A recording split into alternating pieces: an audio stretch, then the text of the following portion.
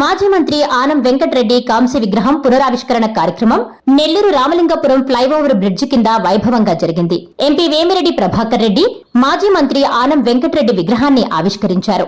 మంత్రి నారాయణ నామఫలకాన్ని ఓపెన్ చేశారు. వెంకటరెడ్డి విగ్రహానికి నాయకులు నివాళులర్పించారు. ఈ కార్యక్రమానికి సింహపురి సేవా సమితి ఆధ్వర్యంలో ఆనం కుటుంబ సభ్యులు కలిసి వ్యవహరించారు.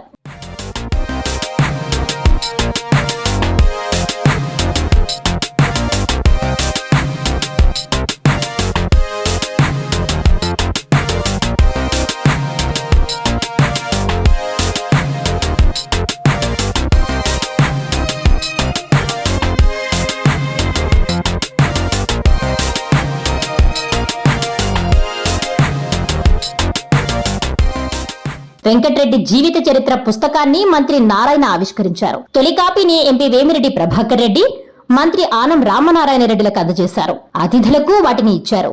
ఆనం వెంకటరెడ్డి రాజకీయ జీవిత విశేషాలను మంత్రి ఆనం రామనారాయణ రెడ్డి కుమార్తె కైవల్యారెడ్డి సభికులకు చదివి వినిపించారు. 1973లో హోమ్ మినిస్టర్ గా పనిచేశారు.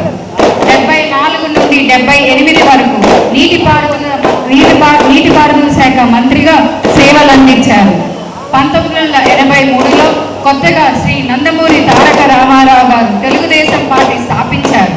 నెల్లూరులో ఆనం వారికి శక్తివంతమైన గ్రూపుగా గుర్తించి ఆనం వెంకటరెడ్డి గారికి ఆత్మకూరు, అలాగే ఆనం రామనారాయణ రెడ్డి గారికి నెల్లూరు అభ్యర్థులుగా పోటీ చేసి గెలుపొందారు. జయాంధ్ర ఉద్యమ నాయకులు కొందరు ఆనం వెంకటరెడ్డి గారిపై దాడి చేసి జయాంధ్ర అనవలసిందిగా డిమాండ్ చేశారు. శ్రీ ఆనం వెంకటరెడ్డి గారు జయాంధ్ర ఉద్యమాన్ని కాదని సమైక్యాంధ్ర కోసం ప్రజా అభిప్రాయం కోసం ఎదురుగా నిలిచారు. ఆనం వెంకటరెడ్డి ప్రజల కోసం ఎంతో పోరాడేవారని మంత్రి నారాయణ అన్నారు. రాజకీయాల్లో ఆయన ఎన్నో పదవులు అలంకరించారన్నారు. ఆయన సమయంలో నెల్లూరు మున్సిపాలిటీకి అండర్ గ్రౌండ్ డ్రైనేజీ ఏర్పాటైందని వివరించారు. నైతిక విలువలతో కూడిన రాజకీయాలు చేశారన్నారు. ఇప్పటి పరిస్థితి అందుకు భిన్నంగా ఉందని వివరించారు. మున్సిపల్ చైర్పర్సన్గా నెల్లూరుకి అనేక సేవలు చేశారు. అండర్ గ్రౌండ్ డ్రైనేజ్ సిస్టమ్ కూడా ఆ పీరియడ్లోనే ఫస్ట్ నెల్లూరు మున్సిపాలిటీకి స్టార్ట్ అయింది. అదేవిధంగా 1972లో వారు విఆర్ కళాశాల పాలక మండలి అధ్యక్షులుగాను, అంతేకాకుండా మొదటిసారి 1972లో ఎమ్మెల్యే ఎన్నిక కావడం జరిగింది.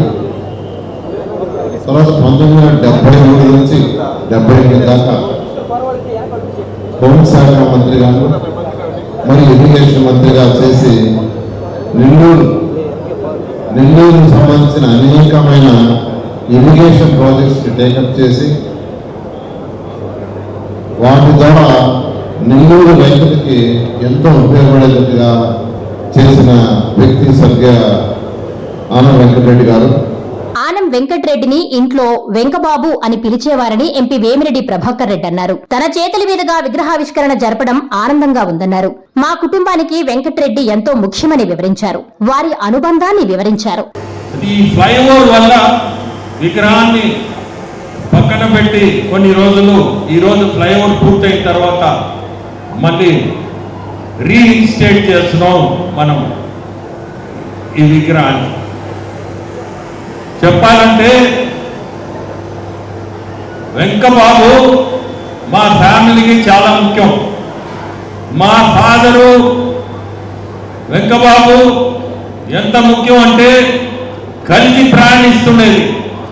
హైదరాబాద్ కానీ ఎక్కడికి పోవాలన్నా ఇద్దరు కలిసి ప్రయాణిస్తూ మా ఫ్యామిలీకి చాలా ముఖ్యంగా ఉండేది.